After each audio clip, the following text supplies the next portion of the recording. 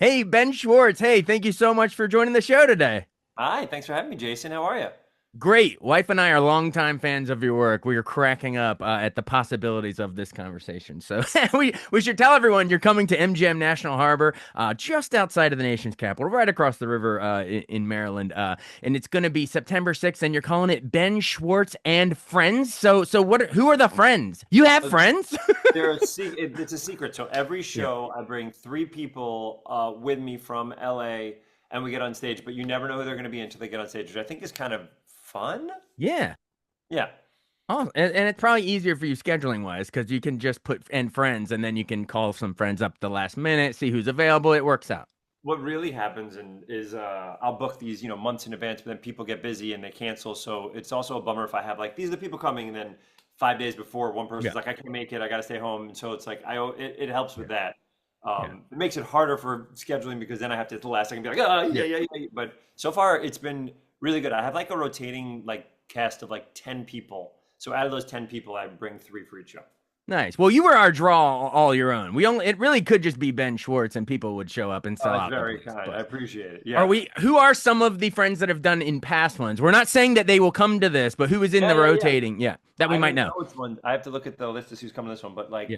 people come are Drew Tarver from Running Point, Jess McKenna from Dropout, Mary Holland comes, Lauren Lapkus from the earliest show. We have Colton Dunn from Superstore comes quite a bit. Ryan Gall from Comedy Bang Bang. Gil Ozeri, who writes for Big Mouth. These are Brandon Scott Jones, who's on Ghosts, does a few. Yeah. So those are like a bunch of the people. Eugene Cordero from Lower Decks. He's Yeah. amazing. He's great. And others that might, you have to come into, it might be a surprise. You never know. It might be Ben, you, Jason. You might be coming on stage with us. Get the crowd excited for let's Jason. go. Yeah, I get. Well, we'll see at the at the end of this interview if I qualify for Okay. it. All right. All And right. friends, it Smart. would be Ben Schwartz and acquaintances. Okay. That's fine. That's fine. Oh no, that's right. No, but in terms of like the format, it's like totally improvised, right? You guys don't plan anything. Are you just like sitting on like stools and just riffing, or how does it go? No, good question. So what we do is at the very beginning, I come out and I ask a question of the audience, and then there's an usher that has a microphone. So we have nothing planned. We literally think of nothing beforehand. We ask the audience, "What's the most exciting day or night of your life?" And then everybody raises their hands, and we go around. And if someone has a terrible answer, we were like, "Ah!" And then if we find a good one, we give them a microphone, and then we talk to them like an Yeah, interview, like this, yeah. for like 10 minutes, and then that's all we have. And then we do scenes for we do what we're doing for you guys is we're going to do two shows with an intermission. So we're going to do one show, take an intermission, and another show, and then we're going to try to connect both shows together. That's like what the fun is. I'm doing the only note I got from the tour the past 4 years is people wish it was longer, so we just made it longer this year. So Oh, it's like, great. yeah, it's you get way more show, and that's it. But it's long scenes that all connect, and we try to find a way to make a story out of it, and the characters you care about and stuff like that. It's almost like a funny play that we're playing with, and then but everything is made up on the spot. So the whole goal is that show exists in that moment for those people, and never again. It disappears forever. I love that. Yeah, so you have to go. It's a one time only in That's the right. room energy. It's great. Well, The next show is totally you different. mentioned sometimes you'll throw out the what's the most memorable night of your life, good or bad or whatever. And that got me thinking when I saw the date of this show, September 6th, that at least to me because I'm a Maryland boy. I don't know about in DC. Maybe where you are is technically Maryland. They might remember, but September 6th is kind of a sacred date cuz you will be there. It'll be the 30th anniversary of a very important September 6th, 1995 when my Cal Ripken broke your Yankee Lou Gehrig streak was on September 6th. So I don't know if there's anything that you could play in the room with on that date. I don't know if you want to be like Jeffrey I had Mayer no and idea, like by the way. I'm mad at Jeffrey Mayer by the way still. So you and I are That's incredible, by the way. I had no idea. I remember watching that when I was a kid. That being such a big day. oh yeah. So I don't know if there's any improv any riffing you could do. I don't know. I'm just trying to plant the seed now and then you have a couple weeks to Well, play. then now we can't do it because we just talked about it. So we Yeah, can't true because the whole point is it's got to be screw up the improvised. whole thing, Jason. Now I it's over. ruined everything. Interview over. Now I can't do it. Although I Why will did you admit, come on the show? We're ruining the material. it was a mistake. I don't know what I was thinking. You know what I mean? I'm joking. I'm joking. But that is somewhat of a segue. So you grew up like right. I said the Yankees, but you grew up in the Bronx, right? You were born Yeah. in I grew up in 81. Yeah. Yeah, 1981. I grew up in the North Bronx in a place called Riverdale, and my dad was a huge Yankees fan. So when I was in high school, every night we were watching a Yankees or Knicks game. Literally every single night. There's so many baseball games in a year. Yeah. So after dinner, we'd go to there and we'd watch and talk and stuff like that. It was always a part of. It's like a part of my childhood. I love it. So you, but and gosh, 81. So yeah, you would have been prime for Derek Jeter and Mariano Oh Rivera, my all God, those you kidding guys. me? It was heaven. I Yeah. got the end of Mattingly, and then I got Jeter and that whole thing, and Yeah. it was gorgeous. Joe Scotty Torre. Brosius, we did the Yeah. whole thing. Oh, all of them. We can all name them all. Paul O'Neill. Remember, it was yeah. Louis Soho. Oh, I'm trying to it do was, the more obscure ones. yeah, it was fantastic. Although, but your Knicks would have, they were great, but couldn't get over the hump of Jordan. But you had some, that was the Patrick Ewing and John Starks. 93, Yeah. 94 was 93, 94. I was the year that when we lost to the Rockets, which I think it was that year, had to be that year, right? 93, 94, 94. I think 93, 94. It was when Jordan took his break to play Yeah, baseball. we had one shot. We had one Yeah. shot. We had But you one. do get two That's true, by the in way. the If you after ask me party. We'll get to that later, but but I remember after that thing, it was so funny because I was so heartbroken, yeah. and where we had a little hoop outside my house when we Yeah. moved from the Bronx to Westchester in the suburbs, and my dad's like, you can't shoot around at night. I love playing basketball, and he's like, you can't shoot around at night because Yeah. you wake up the neighbors. Yeah. And I was so sad, and I was so angry. I was like this high school like anger kid. I was like, when they lost, I go, Dad, I have to shoot around. Okay, just this once. And then I put the light, put like a terrible light on. I know when you're a kid, you're like a terrible light on the hoop that you Yeah. can't really see anything. And I shot around and was so angry. Just like shot for like an hour and a half. I It was was it was like you were interrogating. Where were you Friday night, Hoop? exactly right. Exactly right. Wow. Awesome. Well, I'm glad you met. So yeah, you played basketball growing up, but you also like sang in the chorus, right? Talked about what I've always thought it was important to be, well-rounded. You know what I mean? I've loved theater and film, but I also play football. You can do it all. I don't like how these shows pigeonhole us. You know what I mean? Yeah. I love when I was in high school, I played on the basketball team. I ran cross country and I sang in the chorus and I sang in Elk County chorus and madrigals. I loved all of it. I was too scared to audition for the musical and find out I wasn't good enough, so I never Ah, did. I never performed really because I was too terrified to find out that I was bad. yeah. So, but that's like a part of me also that I had to get better at. In college, same way. I didn't try out for the improv team because I was afraid of failing, and then I had a girlfriend at the time that pushed me to do it, and I did it. But This was at Union College near Albany, Jason, class you're of great. '03. If you don't have a Word document up on your screen right now, I will be blown away. I do for this, but by the way, if it's movie dates, it's just up here. Like say any year, say a year, say a year, Independence Day, 96, and do the other way. Say a year, even before we were born. 1986. Platoon Keep going. won Best Picture, and Blue Velvet, and oh yeah, and Hannah and her sisters, and The Fly, and I got it all up there. I don't know why. It's Incredible. Stand by Me. 2003. Lord of the Rings: Return of the King win. Wow. When did the first one come out? When Oh, did 01. Fellowship? My God. 2001. Yeah. What's your I don't. favorite movie? Oh, that's impossible. It's not impossible. I have a film. I'm teaching literally a history of American film this fall at a college here, and I'm I not don't even know how to So give me friggin' your, I don't know. pretend I'm letterboxed and give me your top four. Oh God. Top I don't four know. Like films. it's there. See, it's hard. I almost have to do like two fours because it's like there's the art. There's the ones I grew up with, which were like that I quote all the time. So it's like Indiana Jones and Back to the Future and Home Alone and Forrest Gump. Those are like the ones I read. And then you Great go into like film school and I'm like, oh, The Godfather and Vertigo and you know what I mean, like stuff like that. So yeah. choice. Well, It's a Wonderful Life. How about you? Comedies. Comedies, Dumb and Dumber is my probably favorite comedy of all time. Yeah. I think that would probably be number one. We got no food. We got no jobs. Our pets' pets' heads are heads are falling falling off. I think that Jim Carrey run was one of the, and when he did Ventura to Mask to Dumb and, or Yeah. Ventura, well, you would know better than I do. Was it Yeah. Ventura, Dumb and Dumber Mask? No, it was all in '94. It was Ace Ventura, Mask, and Dumb and Dumber all the same year. Can you think Insane. of a better 1 year run of any actor of all time? That's No. and then he became the biggest movie star of all time. And now you he's got Sonic the Hedgehog. and then he was Dr. Robotnik to your Sonic. It's crazy. It's literally the most surreal thing in the universe. Yeah. I remember Incredible. the first time when we had worked together and we become friends and he's the best. And I got like a text from him and it said his name when it came up as like Jim Carrey. Hey Ben, I'm like, huh? Because I've known of him for my entire life and I've been in awe of what he can do for an entire life. And then you connect with someone, they're just humans and Yeah. we're just people and it's so exciting. Yeah. Those moments are really exciting. But my top four would probably be Back to the Future, Dumb and Dumber. I'd probably put in my top four. I want to put an animated thing in there, so I probably Aladdin or Up. Pick one All of right. those, and maybe Jurassic Park. I think Jurassic Park Oh. meant a great deal to me when I was Same. a kid. But Same. dude, Home Alone. Jaws, Jurassic Park. Yeah. Home Alone was unbelievable. Jaws is a Yeah. perfect movie, but Yeah. I watched it when I was older. Sure. But so like Back to the Future to me was the first one. I was like, oh, this is what a movie is. Yeah. I want to watch these all day. I want to watch Yeah. these all day. I Yeah. never even thought that I could be a part of making it. I just was like, I watched Jurassic Park 5 times in the movie theater. It's 5 times. unbelievable. To me, if you want to paint a whole arc of movie history in terms of like special effects movies, Yes. monster movies, it's King Kong in 33 and Jurassic Park in 93. Those just bent the curve of the arc, I think. It's Perfect. crazy. And also when Uh, Matrix came out was a huge oh yeah. deal. He Yeah. did that bullet time stuff. I mean, you and I could talk movies for real. I Oh, love. we could, and I'll try to get us back on track of your. I was trying to move somewhat chronologically, but yeah, but it's a good point because I could go into like the film theory and talk Fellini and whatever all day, but you go back to those ones where like my wife and I were just quoting, "Hey, I'm watching rubbish. You better come out and pound me." We quote it all the time. Home Alone, it so.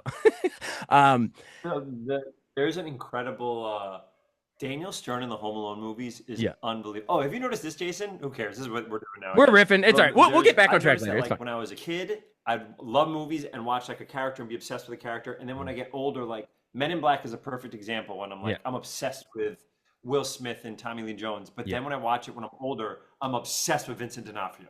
I'm like, oh my God, Wait, he's is he the one so that's like good. sugar water? Yes. Yeah, Yeah. inhabited by the Like, alien. Yeah, it's amazing. And then when you're a kid, Home Alone is always Macaulay Culkin. Then when yeah. you're older and you do comedy, it's Daniel Stern and Joe Joe Pesci. Pesci. Yeah, of But course. Daniel Stern's physical comedy in it is like remarkable. He's Oh yeah. he's like a tour de force in those movies. Screaming at the tarantula, or yeah, absolutely. It's, It's incredible. And funny. Now we're just riffing, but my brother, I have a twin brother. When we went to see that at age 6, we came out. It wasn't snowing when we went in the theater, and it was when we came out. So it's just movies are magic in my mind. But we went yeah. home and made our own called "Boy by Himself." So original. Anyway, hey, I'm gonna get back. That's my segue back to your. We were going chronologically, and you were at Union College before we took that tangent. But you go down Yes. to Manhattan to Upright Citizens Brigade, right? That's right. Right. Yes, Okay. went to Manhattan, Upright Citizens. And by the way, a lot of people from Union ended up in D.C. or Arlington, Virginia. So Oh, I cool. went down to D.C. quite a bit to see them, and I perform every year either in D.C. or around D.C. So this is my show around D.C. for the And first. they might be some of the friends that show up. You got to come, folks. Some of my college friends, that would be You never very. know all the stories they could tell. Who've never Uh, done improv before, that would be crazy. so you're doing Upright Citizens in New York, New York. Yes. Where? So how do you transition to late night comedy? Was it Conan first, Letterman, or was it Weekend Update, SNL? Great Which was first? question, man. It was Letterman first. So I was 21 years old. I just got out of college. I printed out a bunch of my resumes. I put them in my backpack, Mm, and I was walking down Manhattan. I snuck into the MTV building with my friend Nick Gibbons. We nice. snuck in by saying that we were there for an internship and someone please whatever. And then when we were there, we took the stairs, and there was a gentleman who just spoke Spanish, and I knew Spanish way better then than I do now. And I said, "Hey, I'm supposed to be at the president's office. Do you know what floor?" And I said, "Can you just unlock the door for me?" Unlock the door. I went to the president's office. Right? It's obviously not him. It's like an assistant in front Sure, of me. sure. And I was like, "I'm sorry. I'm supposed to give this to the president." And they go, "Oh, no, no. I'm sorry." I said, "What floor is MTV?" And he said, "This floor." He unlocked the floor. And I said, "Hey, I'm supposed to give my resume to MTV." And the woman says, "I think you're on the wrong floor." And I said, "This is MTV, right?" Because there's like a big dollar bill Yeah. with like someone going like that. And they're like, "This is the president's office." And I said, "Well, surely he can get me a job." And she's like, "No, go downstairs. There's an internship desk." And so then I got to go through the legal way of going through the elevator, handed in my thing, and saw them literally take it and fucking throw it out. Literally Whoa. throw it out. So I was walking down Broadway in Manhattan, kind of sad with Nick. And then people from Letterman were like, "Hey, we need people from the audience. Anybody want to come watch a show?" And I saw people there like recruiting people and also, making people happy before they get in the show. I was like, Mhm. "Oh, dude, Letterman, I'm like, this is my idol. I'd love Yeah. to, can I do this?" And the guy goes, "Well, I'd love to help you, but you need a resume." And I had literally 100. So I gave him all my resumes as a bit. And he's like, "All right." And so he set up an interview. So I started as a page in Letterman for $10 an hour. I forget how much I Wow. made. It's whatever minimum wage was. Maybe it was less. Whatever Um, inflation is today with that. Yeah. uh, Not then much still. I gave people tickets and I showed them where the bathroom was. And then I Nice. worked that into my friend Greg Volk was working there, helped me get a job being a freelance monologue writer, which means I faxed in jokes. So I had to buy a fax machine, You fax in faxed jokes in for the Letterman monologues. That's yeah, amazing. so I was a freelance monologue writer for Letterman. Then people in SNL found out I was doing it there and asked if I could do it for Weekend Update, and they allowed me to do it there. So Same that's thing, how, faxing in. All right. But you yeah, never phoned it in. You just faxed it in. always fax, always fax. That's great. Yeah, Okay, so it went from Letterman to Weekend Update. Who were the hosts at the time? Was it Jimmy and Tina, or who was the when you were doing it? It was Amy and Tina, Polar. and Okay.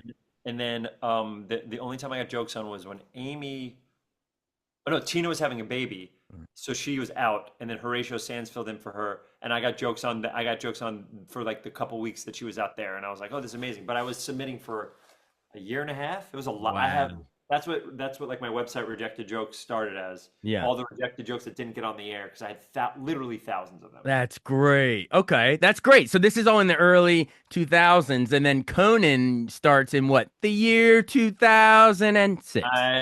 Conan was me just doing like bit parts. Like I was Yeah. a robot. You never saw my face. I was like a Okay. page. Like I pretend to be a page. He had a And it million was, characters. Yeah, yeah, it was great. yeah. And half of them didn't. I didn't even get on the air. We filmed Yeah, them. They didn't use them. But that yeah, was like money. I needed money yeah, desperate. Of course, I needed money desperately. I'm making ten yeah, dollars an hour. So yeah, that was a huge. yeah, Just any. And also, I got to be on TV, and I got to yeah, be around like yeah, really talented people and writers. It was a yeah. huge deal. And we're not going to tangent into this because I want to keep it about your career, but just I want to say I mourn what's happening to Colbert and late night. It's in such a weird spot right now. I hope we can keep it going as a medium Yeah, I in whatever wonder. form. Yeah. I'm so curious because I love Colbert. I He's mean, hysterical. I've done Him and Jon shows. Stewart. I mean, geniuses. They're amazing. I mean, also where you're at, you're so close to DC. I feel like Yeah. those two shows especially resonate pretty big Oh, over there. oh But yeah. I saw they did a speaking of Ozzy Osbourne dying, they did a rally to restore sanity back during the Tea Party opposition to Obama. Like we're talking a while ago. yeah, yeah, And it was down on the National Mall and Colbert and Stewart hosted it. And Ozzy came out and played Crazy Train and then really? Cat Stevens came out and played Peace Train.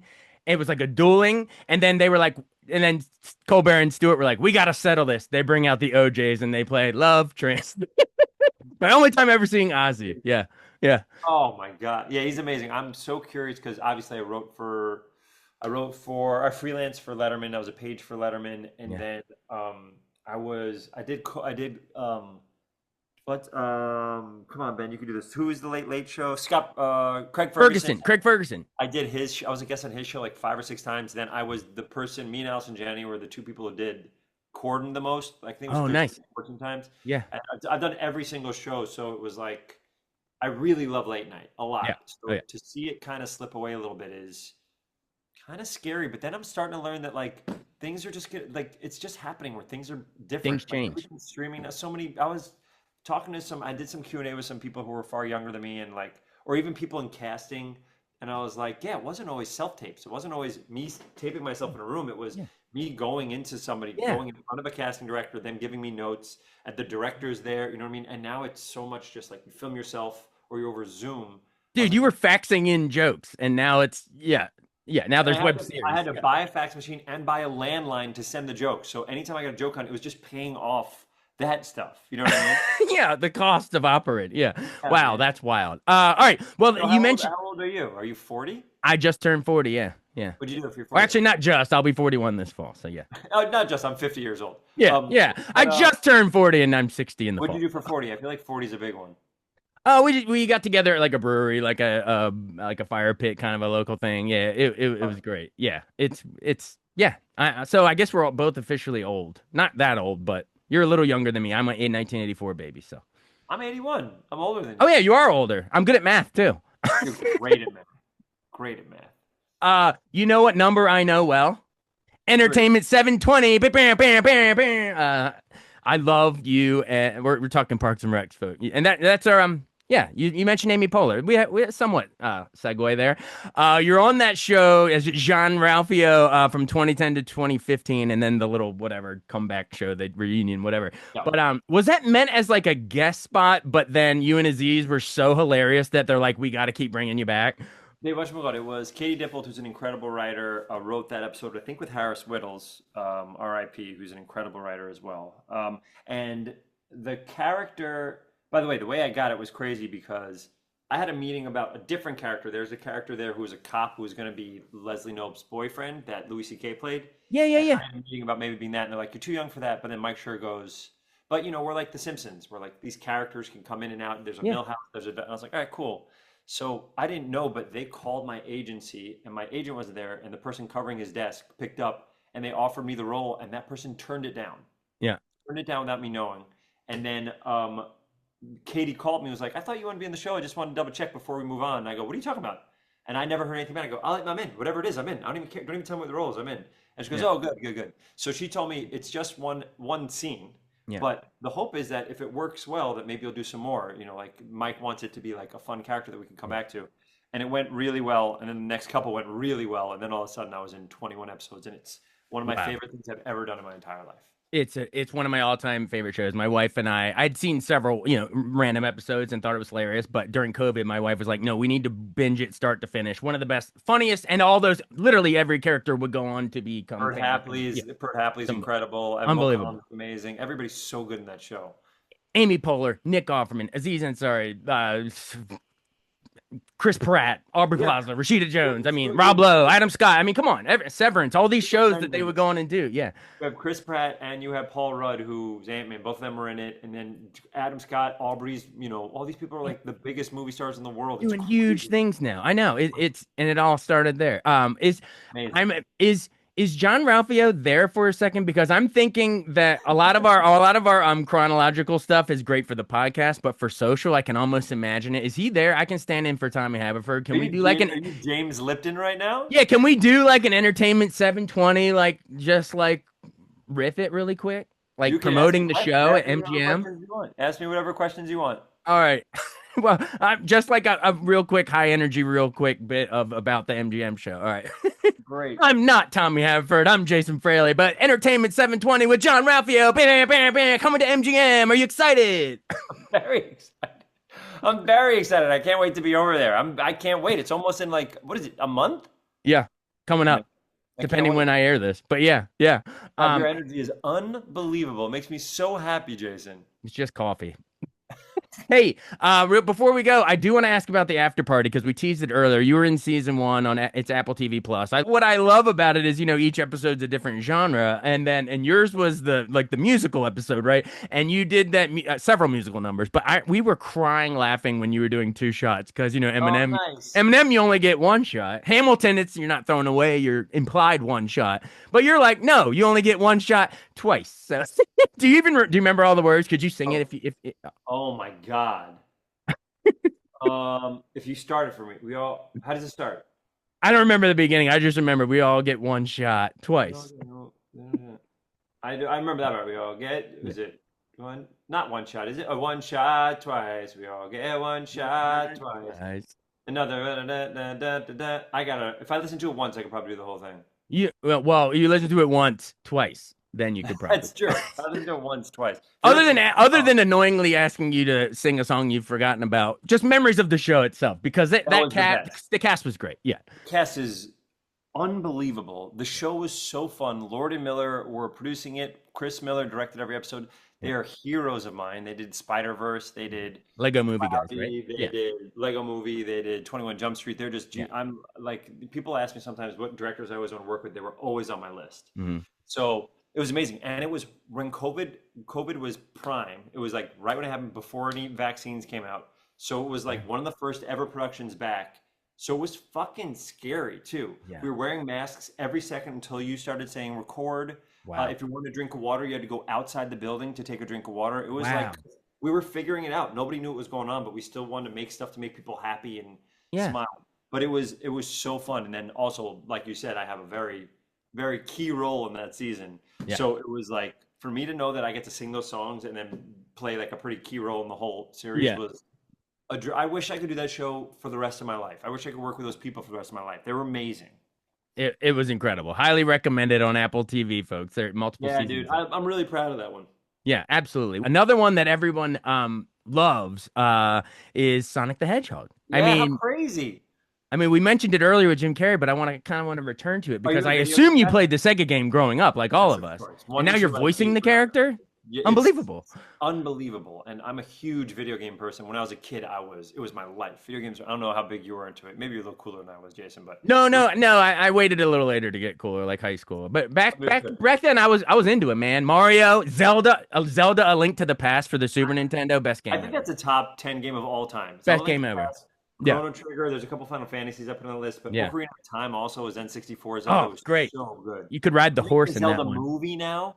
which is Why'd it crazy. take so long? I feel like that's gonna do gangbusters, you know? I hope so, though. It's just I Yeah. wonder what they're going to do because as someone who's beaten almost every single Zelda game, outside of maybe Wind Waker, I probably didn't beat Wind Waker, but Yeah. I there's so many different stories and so many different versions, and it's It's like, well, which amazing. one do you choose to start on? Like, Yeah. how do you establish this whole world? And I can That's imagine so the cool. a Hollywood orchestra doing, Oh my dun, dun, goodness, dun, dun. I mean, come on, it's perfect. be But I incredible. asked about Sonic. Sonic So I'm also so how, Sonic how'd you is right. prepare? Did you go back? Do you go back and play the game to prepare for? I did play the game. Yeah. I played the first two games, which don't have voices, which is great. That way, it Yeah. couldn't be influenced how to do my voice. He's But getting when I read rings. the script, I totally understood that. I was like, you know what this is? It's a kid who's far away from where he's kind of like an outcast. He's in a place Yeah. where he doesn't know anybody. He's incredibly lonely. He wants to Yeah. connect with someone, and he's really fast. And like because he's fast, he talks like me, which is like he wants to get the words out, and he's so excited to have a conversation. So I really took all of that and I put that into the character. And so we did a Right. 5 minute test to try to sell the movie because we didn't. It had a home, and the place released it, and then we sent the 5 minute test with Mia Sonic, and we had someone else playing James Marsden character, Right. and we sent it out to all the studios, and Paramount bought it, and also which was kind of a risk, and then it became Yeah.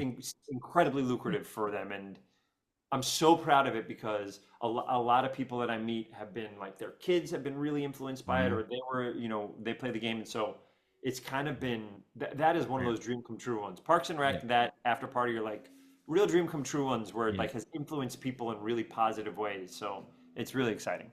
Absolutely. And yeah, I mean you're playing that game and you're pinching yourself. You're doing Dewey Duck in DuckTales. You're doing Dude, Leonardo in Rise of Ninja Turtles. Like all these things that you grew up on, now you are the voice of them for the next generation. it's crazy. It's It's so awesome. exciting that I get to be the way to intro them into those worlds, and then they can find all the ones that I watched growing up. Do you know what I mean? Absolutely. Not to mention a stormtrooper, right? Cameo. Oh my goodness, Force MBD. Awakens. Oh my goodness, of course. Are you gonna wait? So Ben Schwartz and friends Yeah. coming to you guys on September 6th, you said? September 6th. Yeah. 30th anniversary of Ripken breaking Garrick. Heck That's the yeah. only thing I have over you, Yankee fans. Otherwise, your life has been much better than mine, man. I'm literally checking if you're right. It is September 6th. You nailed it. You're very good at your job. I was because it tells me where, and so the people who are coming are great too. It's gonna be a really fun trip. It's going to be awesome. Are you gonna be there? Everybody, Are you gonna come? we might actually have to do this one. You know what I mean? It's well, I think you might. You'll email my guys and we'll get you in there if you're open, if you're free. I love it. Again, everybody, Ben Schwartz and friends at MGM National Harbor, right there near the nation's capital on September 6th. Don't miss it. Thank you so much for doing this. Thanks, Jason. I appreciate it, brother. Nice to meet you, man. See ya. All right. Thanks.